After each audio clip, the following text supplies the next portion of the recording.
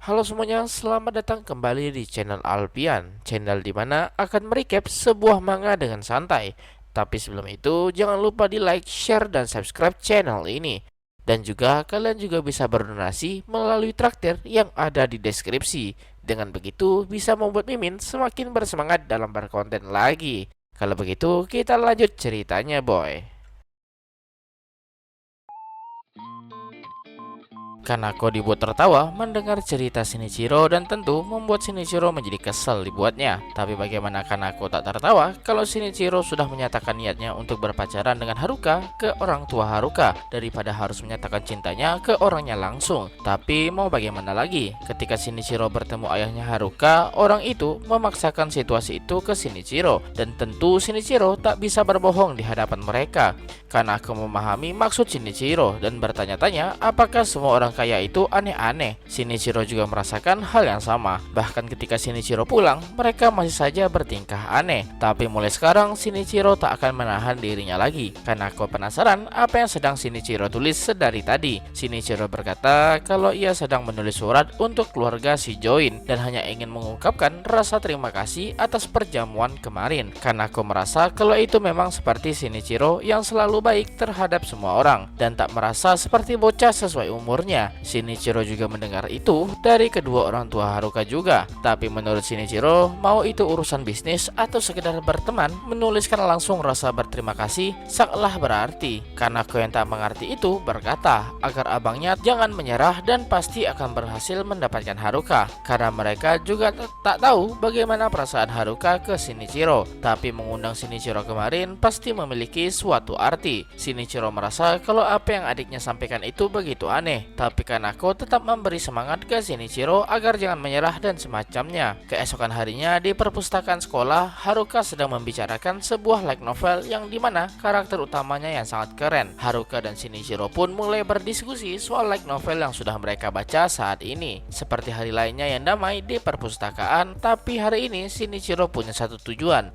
dimana Shinichiro akan menyampaikan sesuatu apapun yang terjadi. Mengingat semua orang merasa kesal, tak percaya, bahkan setelah semua yang terjadi, Shinichiro masih belum saja mengungkapkan perasaannya ke Haruka. Shinichiro masih terbayang reaksi semua orang dan merasa kalau mereka semua benar adanya. Itulah kenapa hari ini Shinichiro akan bertanya ke Haruka dan menanyakan email addressnya. Haruka bingung apa yang terjadi dengan Shinichiro, tapi Shinichiro tetap mencoba tenang dan akan bertanya dalam hitungan ketiga. Setelah menghitung mundur, ketika Shinichiro memanggil Haruka, Haruka juga memanggil Shinichiro, di mana Haruka berkata ini terasa tiba-tiba, tapi bisakah mereka saling bertukar email? Mendengar itu membuat Shinichiro kaget. Haruka meminta maaf jika itu terlalu memaksa, tapi Haruka sudah memikirkan ini beberapa hari yang lalu, di mana Haruka sudah menambahkan Kazemihara dan Fudihashi ke dalam kontaknya. Tapi Haruka juga berharap bisa menambahkan Shinichiro ke dalam kontaknya Haruka juga. Itulah kenapa Haruka bertanya soal ini dan berharap Shinichiro tak mempermasalahkannya. Shinichiro benar-benar kaget karena itu sangatlah tiba-tiba. Tapi jujur Shinichiro juga ingin menanyakan hal yang sama ke Haruka dan membuat Haruka juga kaget. Itulah kenapa kali ini Shinichiro akan menanyakan dengan benar dan bertanya apakah tak masalah jika mereka saling bertukar email address, dan Haruka pun mengiyakannya dan merasa sangat senang. Hanya saja Haruka tak menyangka mereka memikirkan hal yang sama dan merasa mereka itu seperti saling terhubung saja, dan membuat Haruka merasa sangat senang. Shinichiro heran kenapa Haruka bisa mengatakan sesuatu yang semacam itu dengan tenang. Haruka berkata siapa sangka ia akan punya kontak sebanyak ini dan merasa terbebas dari status gadis penyendiri. Shinichiro heran apa jangan-jangan selama ini Haruka tak pernah bertukar kontak atau semacamnya. Haruka merasa malu, tapi itu memang benar. Yang bisa Haruka lakukan selama ini hanyalah pembicaraan kecil yang canggung, dan ketika semua orang di sekitar Haruka bertukar kontak, Haruka selalu tersisihkan. Memang normal untuk seorang introvert dengan kemampuan sosial yang buruk untuk kesulitan di kelas. Tapi jika itu berkaitan dengan status keluarga dan penampilan, itu beda levelnya. Dengan semua kesendirian itu, Haruka tak pernah memperlihatkannya. Ia selalu menyapa semua orang di kelas dengan penuh senyuman dan baik terhadap semuanya. Haruka lanjut berkata, itulah kenapa ketika ia bertukar kontak dengan Kazemihara dan Fudehashi, ia merasa sangat senang, bahkan membuat Haruka menangis dibuatnya dan membuat semua orang panik saat itu. Dan Haruka pun mengajak untuk bertukar kontak sekarang, di mana teknologi yang digunakan gunakan masih menggunakan infrared. Infrared apa bang? Infrared itu teknologi bertukar data menggunakan sinyal sebelum Bluetooth. Dan Bluetooth itu teknologi yang sama tapi kecepatannya itu lebih kencang. Ayo teman-teman, absen siapa yang pernah ngerasain infrared atau Bluetooth? Tulis di kolom komentar. Kembali ke cerita, Shinichiro merasa nostalgia melihat ia bertukar kontak